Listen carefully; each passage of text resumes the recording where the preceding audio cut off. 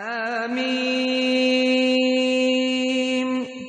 تنزيل الكتاب من الله العزيز الحكيم ما خلقنا السماوات والأرض وما بينهما إلا بالحق وأجل مسمى والذين كفروا عما أنذروا معرضون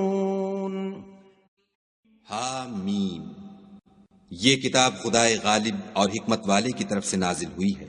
ہم نے آسمانوں اور زمین کو اور جو کچھ ان دونوں میں ہے مبنی برحکمت اور ایک وقت مقرر تک کے لیے پیدا کیا ہے، اور کافروں کو جس چیز کی نصیحت کی جاتی ہے اس سے منہ پھیر لیتے ہیں۔ Meem.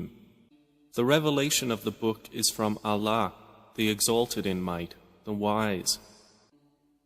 We did not create the heavens and earth and what is between them except in truth and for a specified term. But those who disbelieve, from that of which they are warned, are turning away.